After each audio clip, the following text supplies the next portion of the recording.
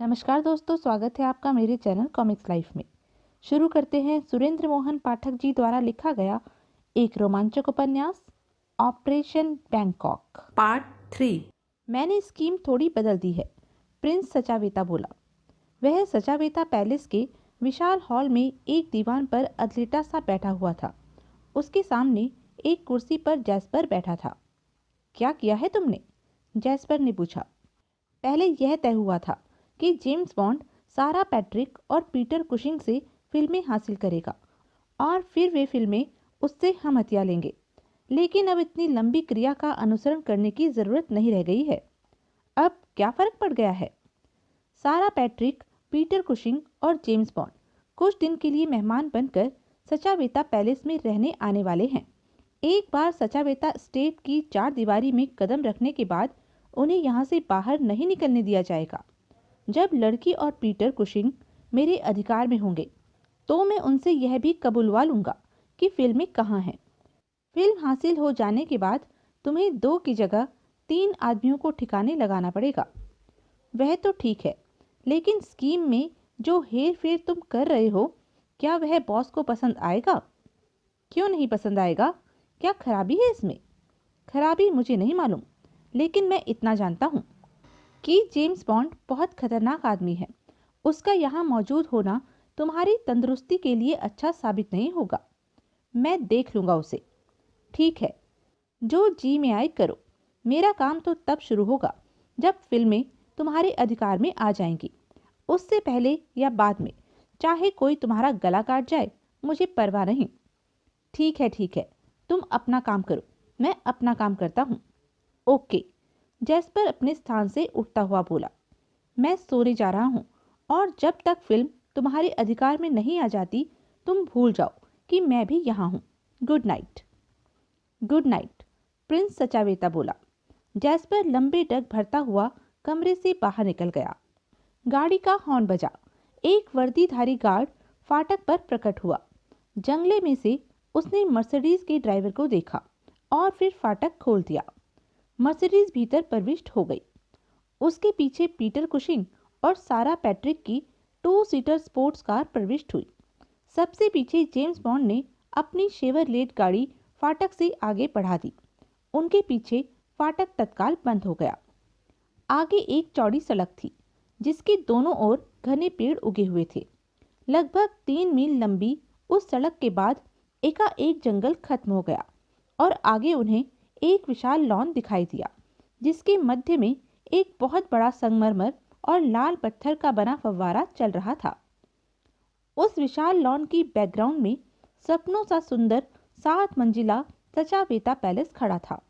सुंदर संगमरमर की मूर्तियों और शानदार चौबारों से सजा सचावेता पैलेस इतना विशाल था कि उनके सामने खड़े होकर सारे महल को देखने के लिए क्रेन की तरह चारों ओर गर्दन घुमानी पड़ती थी। अर्धवृत्ताकार ड्राइव वे से होती हुई तीनों गाड़ियां पैलेस के सामने आकर रुक गई।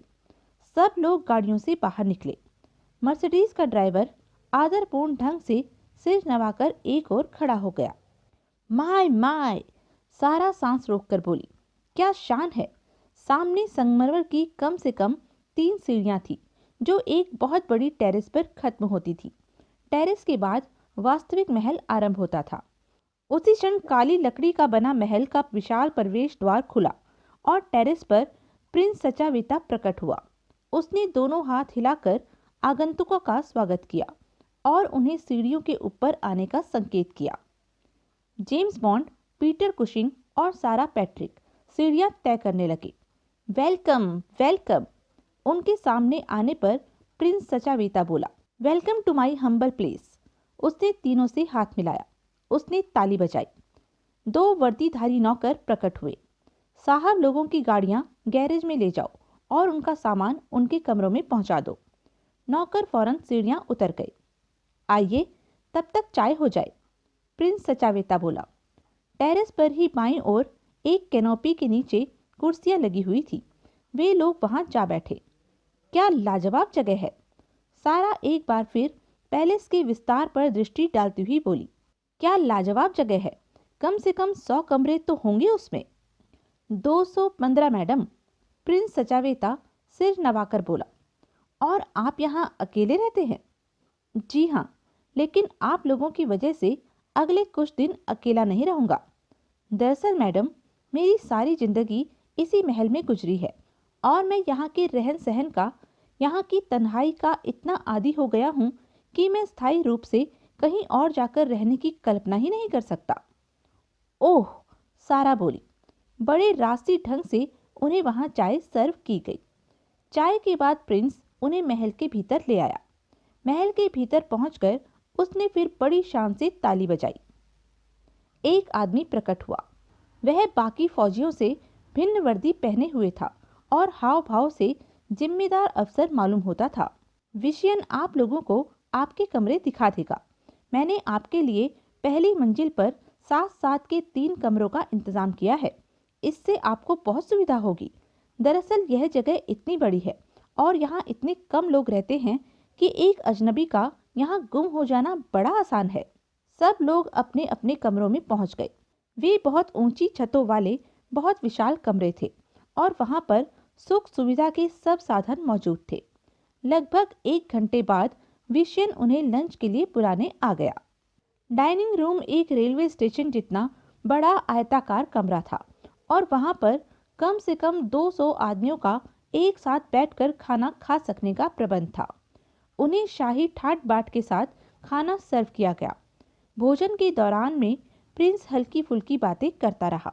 भोजन के बाद मेज से क्रॉकरी हटा दी गई और उन्हें कॉफी सर्व कर दी गई। अब मैं आपसे एक बड़ी मामूली सी बात करना चाहता हूँ, प्रिंस शांत स्वर से बोला। उसका रुख पीटर कुशिंग और सारा पैट्रिक की ओर था। जेम्स बॉन्ड को वह बिल्कुल नजरअंदाज कर रहा था। बाकी की 3 ब्लू फिल्में आप दोनों में से किसके पास हैं? पीटर कुशिंग और सारा पैट्रिक बुरी तरह चौंके।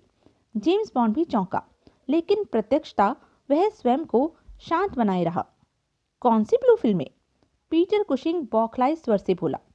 मिस्टर कुशिंग, प्रिंस सचावेता पूर्वता शांत स्वर से बोला, आपने सारा पैट्रिक की 4 ब्लू फिल्में बनाई थी, जिसमें से एक आपने मैडम के बाप को, यानी कि अमेरिका के राष्ट्रपति के चुनाव के सबसे शक्तिशाली प्रत्याशी जॉन पैट्रिक को भेज दी थी।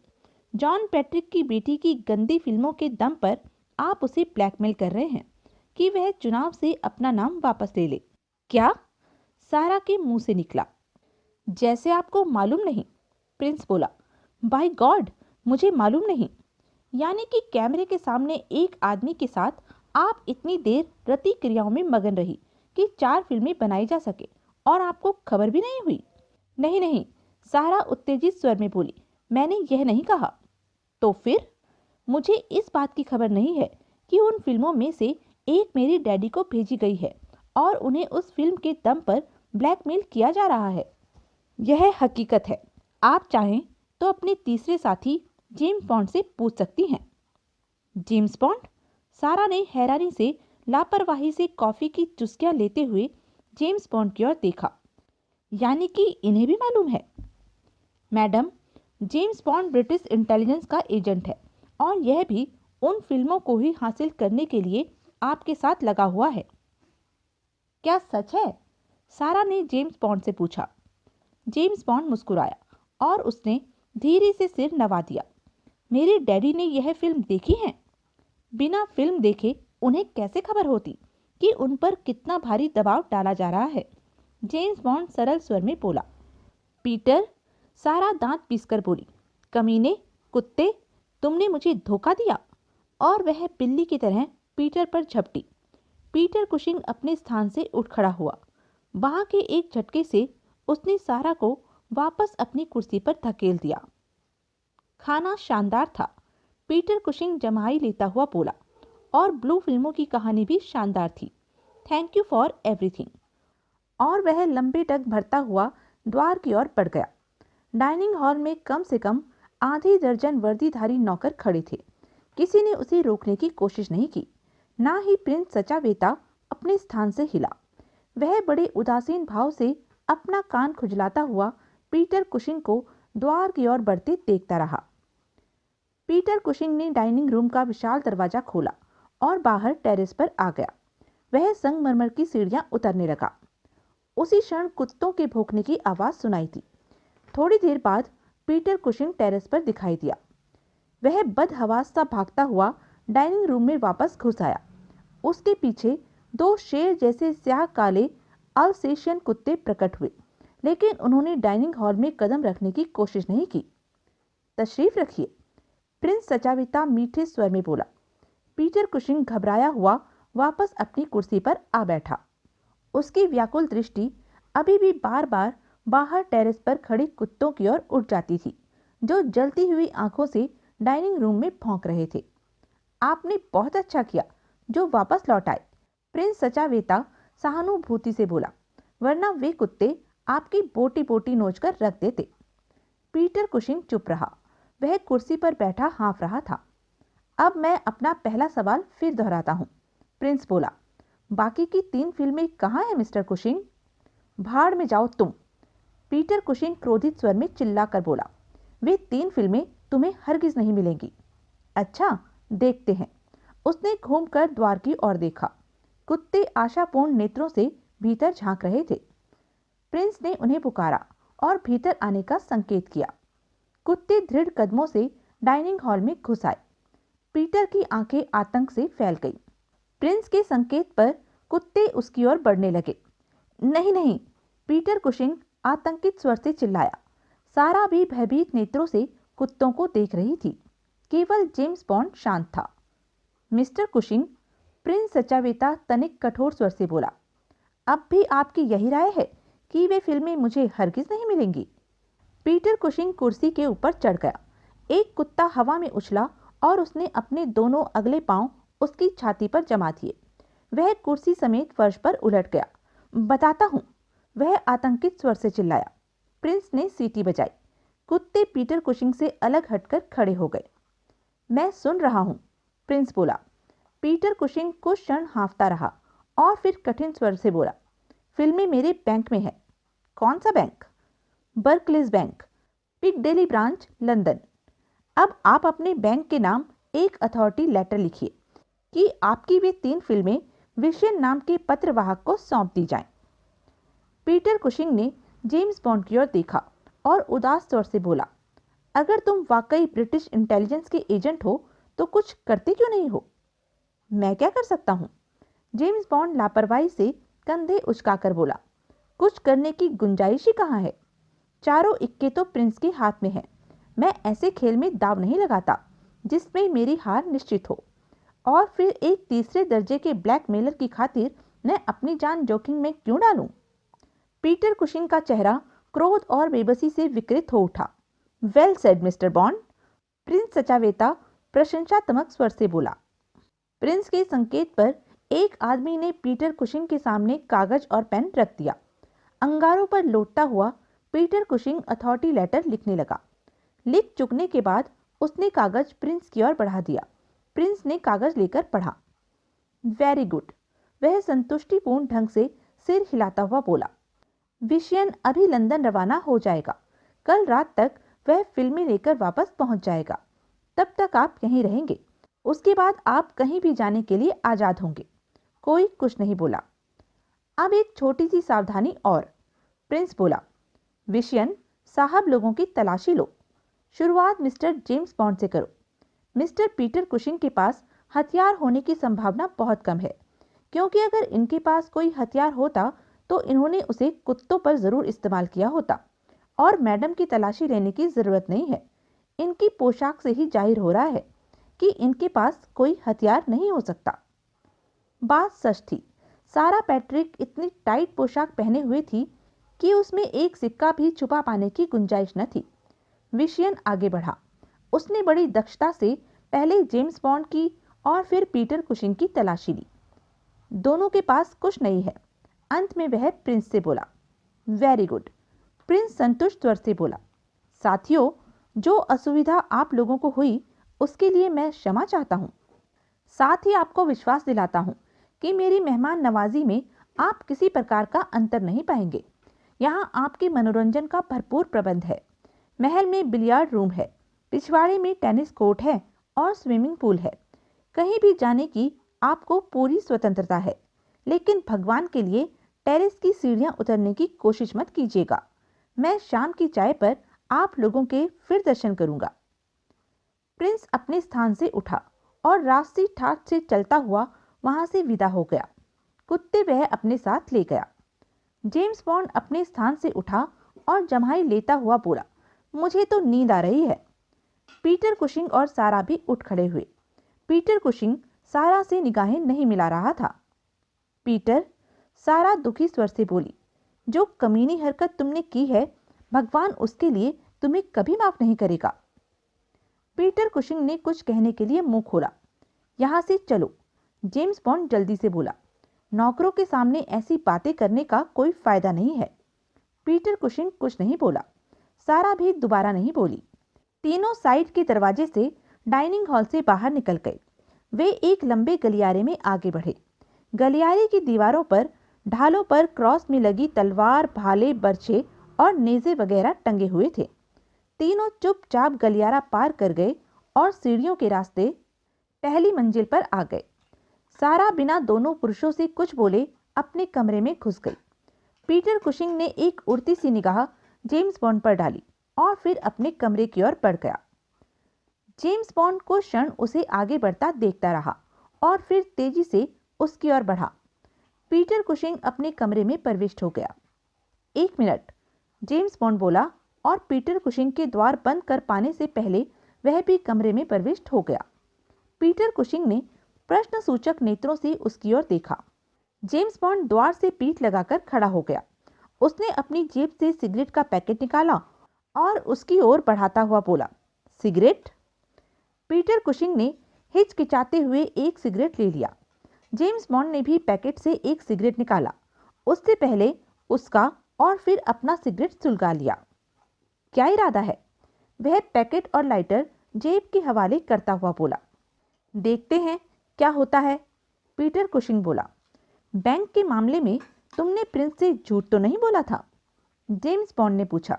नहीं, मैं कुत्तों से बहुत डर गया था। अगर उस वक्त मुझ पर बेपनाह दहशत सवार न हो गई होती तो मैं जरूर झूठ बोलता। और जब प्रिंस का आदमी बर्कलेज बैंक लंदन से बेरंग वापस लौट आता तो जानते हो तुम्हारी क्या दशा होती? वह 2 दिन में वापस लौटता। तब तक क्या मैं यहीं बैठा रहता? तुम समझते हो तुम यहां से निकल सकते हो? क्यों नहीं, 2 दिन के समय में कोई रास्ता जरूर निकाल लूंगा। लेकिन अब फिल्में तो तुम्हारे हाथ से गई। उससे क्या होता है? फिल्में तो फिर तैयार हो जाएंगी। कैसे? तुम्हारे ख्याल से अब भी सारा तुम्हें सहयोग देती? मिस्टर, सारा मेरी मुट्ठी में है। एक LSD का इंजेक्शन उसकी रगों में जाने की देर है और फिर वह वही कुछ करेगी जो मैं उसे करने के लिए कहूंगा। पीटर, जेम्स बॉन्ड गहरी सांस लेकर बोला, तुम बड़े प्रबल आशावादी हो। क्या मतलब? तुमने यह कैसे सोच लिया कि फिल्में हासिल हो जाने के बाद प्रिंस हमें यहाँ से चले जाने देगा? पीटर कुशिंग का मुंह खुला रह गया। वह सिगरेट पीना भूल गया। फिल्में मिलने की देर है और वह हम तीनों का गला काट देगा, जेम्स बॉन्ड बोला। लेकिन यह कैसे हो सकता है? क्यों नहीं हो सकता? हम लोग उसके सामने पिंजरे में बंद चूहे की तरह बेबस है। वह जब चाहेगा हमें मच्छर की तरह मसल देगा। लेकिन आखिर कानून भी कोई चीज है। कानून उसका क्या कर लेगा? किसी को खबर कैसे होगी कि हम तीनों इस दुनिया में नहीं रहे? शायद तुम इस इलाके के विशाल जंगल को भूल रहे हो। प्रिंस ने बताया था कि 1200 एकड़ जमीन में जंगल ही उगा हुआ है। ऐसी जगह में 3 लाशें गुम कर देना क्या कठिन काम है? तुम वाकई ब्रिटिश इंटेलिजेंस के एजेंट हो? तुम्हें शक है? तुम एकाएक गायब हो जाओगे तो तुम्हारे लोग तुम्हें तलाश नहीं करेंगे?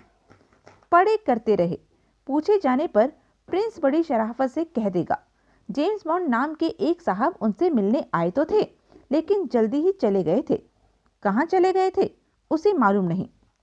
और मेरी कार और तुम्हारी कार भी बैंकॉक की किसी सड़क पर पाई जाएगी। छुट्टी। ओह गॉड, पीटर कुशिंग बोला। उसके चेहरे का रंग उड़ गया था।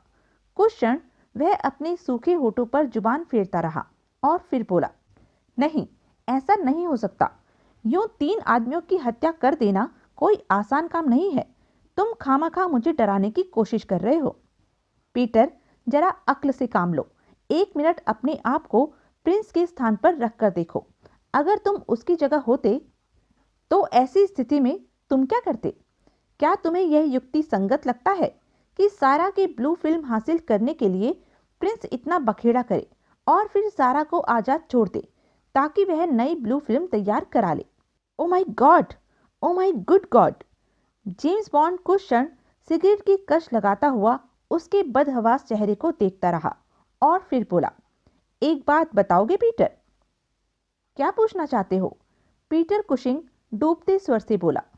जो लोग जॉन पैट्रिक को राष्ट्रपति नहीं बनने देना चाहते उनसे तुम्हारा क्या वास्ता है? पीटर कुशिंग कुछ क्षण हिचकिचाया और फिर बोला, मैं भी उन्हीं लोगों में से एक हूं। और वे लोग कौन हैं? राष्ट्रपति पद के किसी दूसरे प्रत्याशी के साथ ही? नहीं, हम केवल देश के हित चिंतक हैं। हम केवल अमेरिकी जनता के हित चिंतक हैं। John Patrick United states of America के उच्चतम पद के योग्य व्यक्ति नहीं है। जॉन पैट्रिक एक कमजोर, निकम्मा और मूर्ख आदमी है। कुछ पैसे वाले लोगों का स्वार्थ इस बात में है कि जॉन पैट्रिक राष्ट्रपति बने। दरअसल इलेक्शन जॉन पैट्रिक नहीं लड़ रहा है। इलेक्शन जॉन पैट्रिक की पीठ पर मौजूद अमेरिका के करोड़पति हरमन जे बोल्टन जैसे समर्थ लोग लड़ रहे हैं, जिन्होंने जॉन पैट्रिक को राष्ट्रपति बनाकर उससे अपने कई स्वार्थ सिद्ध करने हैं। अगर जॉन पैट्रिक राष्ट्रपति बन गया तो वह अमेरिका के धन्ना सेठों के हाथों की कठपुतली बनकर रह जाएगा। जॉन पैट्रिक एक बिका हुआ इंसान है जो हरगिज भी व्हाइट हाउस में कदम रखने के योग्य नहीं। तुम लोग अपनी इस बात को जनता तक क्यों नहीं पहुंचाते हो? वक्त बहुत कम है। अमेरिका की जनता के कानों में अपनी बात पहुंचाने के लिए हमारे पास वक्त बहुत कम है। और वैसे भी अपनी बात जनता के कानों तक पहुंचाने के लिए हमने जॉन पैट्रिक से टक्कर नहीं लेनी है। हरमन जे बोल्टन जैसे आदमियों से टक्कर लेनी है जो हमसे बहुत अधिक समर्थ हैं। हमें खेद है कि जॉन पैट्रिक की हकीकत हमारे सामने बड़ी देर से खुली। अब हमारे पास इतना समय या साधन नहीं है कि हम हरमन जे बोल्टन जैसे आदमियों के खिलाफ मोर्चा खड़ा कर सकें। हरमन जे बोल्टन के मक्कार खाने के सामने हमारी तूती की आवाज कौन सुनेगा? इसलिए हमने मुसीबत की जड़ पर वार करने की ही सूरत निकाली थी। सारा पैट्रिक के माध्यम से हमने जॉन पैट्रिक को चुनाव से अपना नाम वापस लेने पर मजबूर करने के लिए बड़ी कार आमद तरकीब निकाली थी। लेकिन पीटर कुशिंग ने अपना वाक्य पूरा नहीं किया। उसने बड़ी बेबसी से कंधे झटकाए। जेम्स बॉन्ड ने सिगरेट का आखिरी कश लगाया और सिगरेट का बाकी टुकड़ा फर्श पर फेंककर उसे जूते से मसल दिया। प्रिंस कहता था कि तुम भी उन फिल्मों को हथियाने की ताक में थे। पैट्रिक कुशिंग बोला। प्रिंस ठीक कहता था, लेकिन तुम तो ब्रिटिश इंटेलिजेंस से संबंधित हो। अमेरिका के संभावित राष्ट्रपति से तुम्हारा क्या संबंध? संबंध तुम्हारी समझ में नहीं आएगा। जेम्स बॉन्ड दरवाजा खोलता हुआ बोला। गुड डे पीटर, आराम करो। दोपहर के खाने के बाद आराम करना तंदुरुस्ती के लिए बहुत अच्छा होता है। वैसे भी शायद ख्वाब में तुम्हें यहाँ से भाग निकलने की कोई तरकीब सूझ जाए। पीटर कुशिंग आधे सेंटीमीटर से भी कम का सिगरेट का टुकड़ा हाथ में थामे चुपचाप खड़ा रहा। जेम्स बॉन्ड दरवाजा खोलकर बाहर निकल आया। उसने सारा का द्वार धीरे से खटखटाया। भीतर से कोई उत्तर नहीं मिला। जेम्स बॉन्ड अपने कमरे की ओर बढ़ गया। अपने कमरे में पहुंचकर उसने दरवाजा भीतर से बंद कर लिया। उसकी निगाह पलंग के समीप मेज पर पड़े अपने सूटकेस पर पड़ी।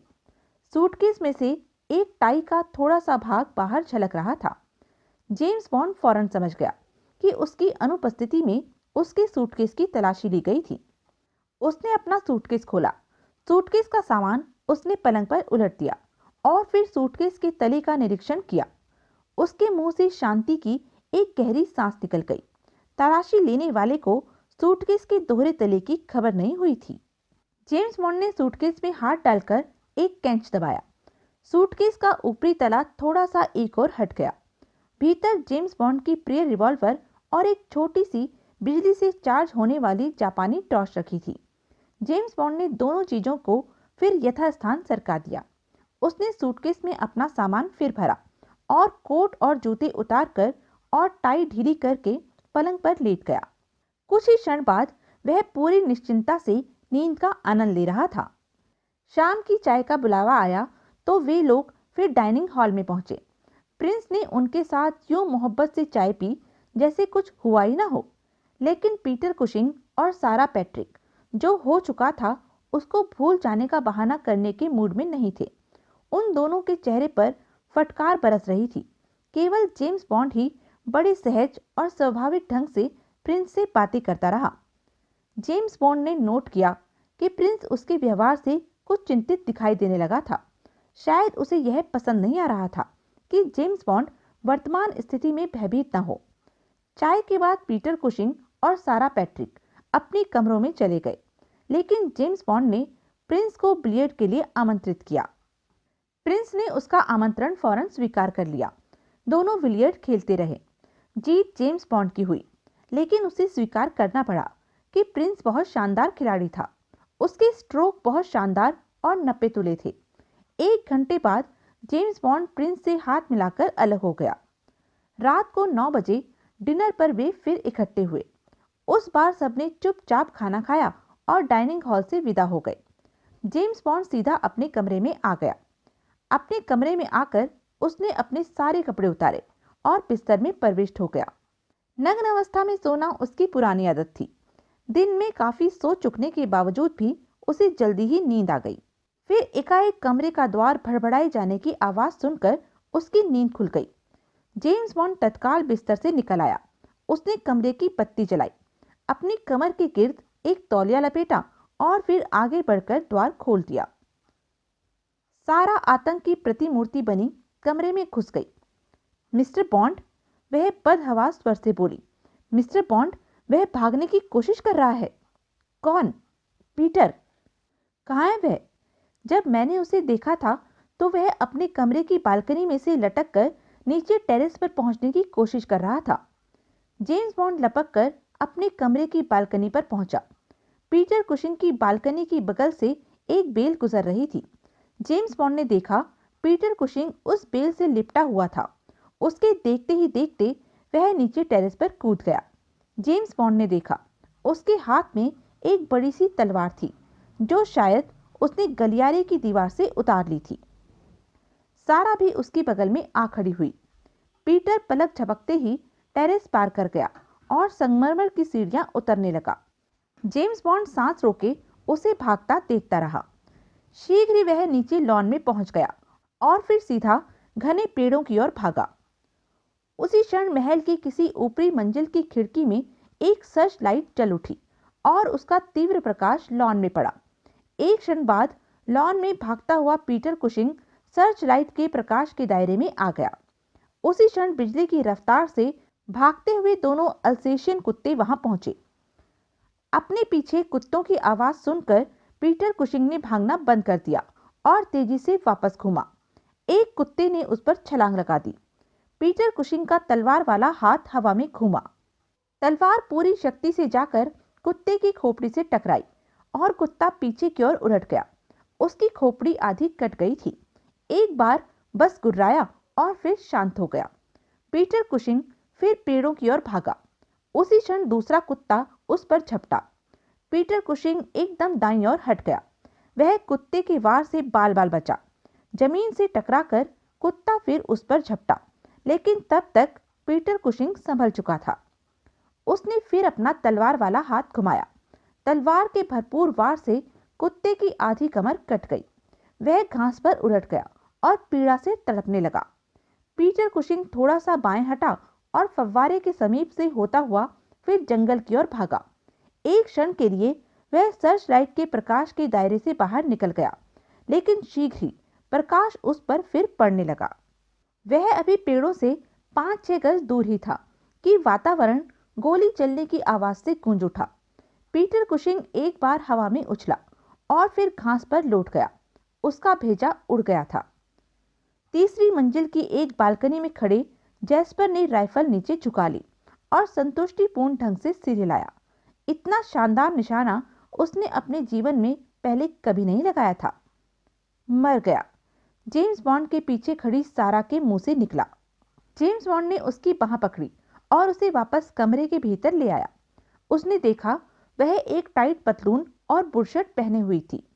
दीवार की ओर मुंह फेर कर खड़ी हो जाओ, जेम्स बॉन्ड बोला। क्यों? सारा ने पूछा। जेम्स बॉन्ड ने अपनी कमर से लिपटे तौलिए की ओर हाथ बढ़ाया। सारा ने फौरन मुंह फेर लिया। जेम्स बॉन्ड ने बड़ी फुर्ती से कपड़े बदले। उसने सूटकेस के नकली तले में से रिवॉल्वर और टॉर्च निकालकर अपनी कोट की जेब में डाली और फिर सारा की बांह पकड़कर सावधानी से कमरे के बाहर निकल आया। गलियारा खाली पड़ा था। जेम्स बॉन्ड उसके साथ दबे पांव सीढ़ियों की ओर बढ़ा। हम कहाँ जा रहे हैं? सारा ने पूछा। चुप, जेम्स बॉन्ड बोला। सारा फौरन चुप हो गई। जेम्स बॉन्ड सारा को साथ लिए सीढ़ियां चढ़कर दूसरी मंजिल पर पहुंच गया। दूसरी मंजिल पर पहुंचकर वह तनिक ठिठका। ऊपर की मंजिल के गलियारे में किसी की सीढ़ियों के पास चलने की आवाज आ रही थी। जेम्स बॉन्ड ने अपनी चारों ओर दृष्टि दौड़ाई। वे दोनों जल्दी से सीढ़ियों के सामने वाले कमरे में घुस गए। कुछ क्षण बाद किसी की सीढ़ियां उतरने की आवाज आई। जेम्स बॉन्ड ने दरवाजे की झिर्री में से बाहर झांका। एक हिप्पी सा लगने वाला दुबला पतला आदमी हाथ में राइफल लिए सीढ़ियां उतर रहा था। उसकी दृष्टि से ओझल होने के थोड़ी देर बाद वे कमरे से बाहर निकल आए और सीढ़ियों के समीप पहुंचे। तभी नीचे से किसी के उच्च स्वर में बोलने की आवाज आई। वे दोनों अपने कमरे में नहीं हैं। वे तेजी से सीढ़ियां चढ़ने लगे। 5वीं मंजिल पर आकर रुक गए। उस मंजिल पर प्रकाश नहीं था। गलियारे में एकदम अंधेरा था। जेम्स बॉन्ड ने अपनी टॉर्च निकाल ली। टॉर्च के प्रकाश में उसने देखा उस मंजिल पर हर स्थान पर धूल की तहत जमी हुई थी। लगता था उस विशाल महल की वह मंजिल इस्तेमाल में नहीं आती थी। जेम्स बॉन्ड ने सीढ़ियों से हटकर एक कमरा तलाश किया जिस पर ताला नहीं लगा हुआ था। वे दोनों कमरे में प्रविष्ट हो गए। जेम्स बॉन्ड ने दरवाजा भीतर से बंद कर लिया। जेम्स बॉन्ड ने टॉर्च की रोशनी कमरे में चारों ओर दौड़ाई और फिर बोला, ठीक है। क्या ठीक है? सारा बोली। जेम्स बॉन्ड ने उत्तर नहीं दिया। तुम भागे क्यों? क्योंकि पीटर ने निकल भागने की कोशिश करके काम खराब कर दिया था। अब वे हमें भी गिरफ्तार करके रखते तो क्या हो जाता? कल रात की ही तो बात थी। उसके बाद तो प्रिंस ने हमें स्वतंत्र कर ही देना था। यह तुम्हें किसने कहा है? क्या मतलब? प्रिंस ने यही तो कहा था और तुमने मान लिया था। मैं यह कहना चाहता हूं मैडम कि प्रिंस का आपको आजाद करने का कतई इरादा नहीं है। फिल्में हासिल हो जाने के बाद वह हम दोनों की गर्दनें यूं, जेम्स बॉन्ड ने चुटकी बजाई, काट देगा और हमारी लाशों को 1200 एकड़ के जंगल में सड़ने के लिए फेंक देगा। लेकिन क्यों? हमने उसका क्या बिगाड़ा है? मैंने तो कुछ नहीं बिगाड़ा। मैं तो सिर्फ गेहूं के साथ घुन की तरह पिस रहा हूं। लेकिन तुमने एक ऐसी ब्लू फिल्म के निर्माण में मदद दी है जो तुम्हारे बाप को अमेरिका का अगला राष्ट्रपति बनने से रोक सकती है। लेकिन मेरी इसमें कोई गलती नहीं है, सारा रुआंसे स्वर से बोली। वे ब्लू फिल्में इसलिए तैयार नहीं की गई थी कि वे मेरे डैडी को ब्लैकमेल करने के लिए इस्तेमाल की जाए। पीटर ने मुझे धोखा दिया था। मैं भगवान की कसम खाकर कहती हूँ। आज से पहले मुझे खबर नहीं थी कि वे फिल्में क्या गुल खिला रही हैं। तो फिर तुमने फिल्म में काम क्यों किया? धन की खातिर। पीटर ब्लू फिल्में बनाने का धंधा करता था। वह कहता था कि ब्लू फिल्में पूर्वी और मध्यवर्ती देशों में बहुत महंगे दामों में बिकती हैं। वह कहता था कि ब्लू फिल्म का प्रिंट कम से कम 100 पाउंड में बिकता है। पता नहीं कैसे मेरी अक्ल इतनी खराब हो गई कि उसने ब्लू फिल्म में काम करने के लिए कहा और मैं तैयार हो गई। तुम्हारी अक्ल खराब नहीं हुई थी, खराब की गई थी। पीटर ने तुम्हें LSD का इंजेक्शन दिया था। हे भगवान, तुमने वे फिल्में देखी थी? नहीं, मैंने एक देखी थी। अगर तुम उन्हें देखती तो तुम्हारी आत्मा त्राही त्राही कर उठती। तुम्हें विश्वास नहीं होता कि फिल्म में चित्रित तमाम घिनौनी हरकतें तुमने की हैं। और अब तुम यह सोचो कि वह फिल्म तुम्हारे डैडी ने देखी है। हे भगवान, अब मैं अपने डैडी को कैसे मुंह दिखाऊंगी? शायद ऐसी कोई समस्या खड़ी ही ना हो। शायद उससे पहले ही तुम दूसरी दुनिया में पहुंच जाओ। सारा, एक ढंग से देखा जाए तो तुम्हारी मौत का सामान तुम्हारे डैडी ही कर रहे हैं। कैसे? जो आदमी तुम्हारे डैडी को व्हाइट हाउस में देखना चाहते हैं, प्रिंस सचावेता उन्हीं का सहयोगी मालूम होता है। प्रिंस फिल्में हासिल करने के बाद भी तुम्हारी हत्या इसलिए करना चाहता है ताकि आज़ाद हो जाने के बाद तुम दोबारा ऐसी फिल्म ना बना सको। लेकिन मैं ऐसा क्यों करूंगी भला? मैंने कहा कि फिल्मों के मामले में पीटर ने मुझे धोखा दिया है। मैं प्रिंस के पास जाती हूँ और उसे सारी स्थिति बता देती हूँ। अगर वह डैडी का सहयोगी है तो वह मेरी बात जरूर मान जाएगा, और अगर वह ना माना, अगर उसे तुम्हारी बात पर विश्वास ना हुआ, अगर उसने यह समझा कि तुम अपनी जान बचाने के लिए एक कहानी गढ़कर सुना रही हो और पीटर क्योंकि मर चुकने के बाद तुम्हारी बात का विरोध नहीं कर सकता, इसलिए तुम सारा इल्जाम उसके सिर थोप कर खुद दूध की धुली बनना चाहती हो। हे भगवान, सारा असहाय भाव से बोली। अब मैं क्या करूं? मरने से डरती हो? जेम्स बॉन्ड ने पूछा। कौन नहीं डरता? तुम नहीं डरते? जेम्स बॉन्ड ने उत्तर नहीं दिया। उसने एक सिगरेट सुलगा लिया। उसी क्षण उसके कानों में लाउडस्पीकर पर गूंजती हुई प्रिंस सचावेता की आवाज पड़ी। जेम्स बॉन्ड, सारा पैट्रिक, भगवान के लिए यहां से भागने की कोशिश मत करना। स्टेट की दीवारों में बिजली का करंट दौड़ रहा है। तुम दोनों खामखा मारे जाओगे। तुम्हारी भलाई इसी में है कि तुम वापस लौट जाओ। पीटर मरा नहीं है, वह पूरी तरह घायल है। उसे तुम लोगों की जरूरत है। दोनों बालकनी में आ गए। जेम्स बॉन्ड ने सावधानी से नीचे झांक कर देखा। नीचे टेरेस पर हाथ में माइक लिए प्रिंस सचावेता खड़ा था। उसकी बगल में वह हिप्पी खड़ा था जिसे जेम्स बॉन्ड ने हाथ में राइफल लिए सीढ़ियां उतरते देखा था। प्रिंस सचावेता ने अपनी चेतावनी फिर दोहराई। जेम्स बॉन्ड सारा की बांह थामे वापस कमरे में आ गया। वे लोग समझ रहे हैं, जेम्स बॉन्ड बोला, कि हम भी पीटर के साथ भागे थे। उनके ख्याल से पीटर क्योंकि सामने की ओर भागा था इसलिए मारा गया था, और हम शायद साइड से होकर पिछवाड़े के जंगल में भाग गए हैं। प्रिंस कह रहा था कि पीटर मरा नहीं है। सारा बोली, वह झूठ बोलता है। मैंने खुद उसका भेजा उड़ता देखा था। क्या वे वाकई हमें कत्ल कर देंगे? सारा रुआंसे स्वर से बोली, तुम्हें पीटर की मौत के बाद भी शक है? लेकिन मैडम, हमारा कत्ल करने के लिए उनको पहले हमें तलाश करना जरूरी है, और 215 कमरों के इस महल में और 1200 एकड़ के जंगल में किसी आदमी को तलाश कर लेना तुम आसान काम समझती हो? अभी हमारी मौत दूर है, तब तक तो मैं कोई तिगड़म भिड़ा लूंगा। तुम क्या करोगे? फिलहाल जो सबसे पहली तरकीब मेरे दिमाग में आ रही है वह यह है कि मैं महल में मौजूद किसी टेलीफोन तक पहुंचने की कोशिश करूं। टेलीफोन से मैं अपने दूतावास से संपर्क स्थापित करूंगा।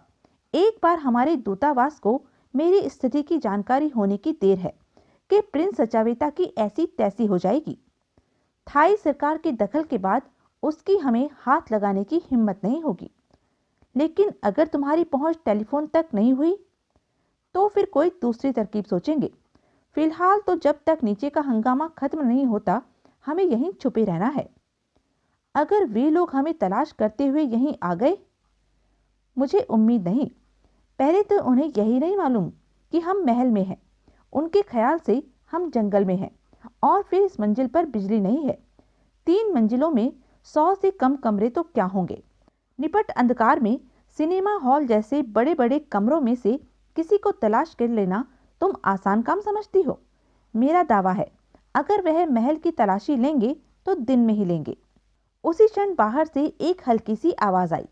जेम्स बॉन्ड के कान खड़े हो गए। उसने सारा को चुपचाप वहीं खड़े रहने का संकेत किया। उसने रिवॉल्वर निकालकर हाथ में ले ली और दबे पांव द्वार की ओर बढ़ा। बड़ी सावधानी से द्वार में एक पतली सी झिर्री बनाकर उसने बाहर झांका। दूर सीढ़ियों के सिरे पर उसे 2 आदमियों का साया दिखाई दिया। अंधकार में उनकी सूरतें दिखाई नहीं दे रही थी। उनमें से एक के हाथ में राइफल दिखाई दे रही थी। मौज करो प्यारे, उनमें से एक बोला। मौज तो तुम करोगे, दूसरा जले भुने स्वर से बोला। मुझे तो सारी रात यहाँ सीढ़ियों पर बैठे बैठे गुजारनी है। होशियार रहना। फिर एक आदमी सीढ़ियां उतर गया। राइफल वाला वहीं खड़ा रहा। फिर वह सीढ़ियों में ही रेलिंग के साथ पीठ लगाकर बैठ गया। राइफल उसने अपनी गोद में रख ली। जेम्स बॉन्ड चिंतित हो उठा। वह सशस्त्र पहरेदार उस मंजिल पर क्या कर रहा था? क्या प्रिंस को मालूम हो गया था कि वे लोग जंगल में नहीं भागे थे, बल्कि महल में ही मौजूद थे। जेम्स बॉन्ड ने द्वार के पास एक स्टूल सरका लिया और उस पर बैठ गया। बड़े धैर्य के साथ वह हाथ में रिवॉल्वर थामे और झिर्री में आंख लगाए पहरेदार की पहरेदारी करने लगा। तो यह थी अब तक की कहानी। आगे की कहानी जानने के लिए बने रहें मेरे साथ। और हाँ, मेरे चैनल को लाइक, शेयर और सब्सक्राइब करना ना भूलें। धन्यवाद।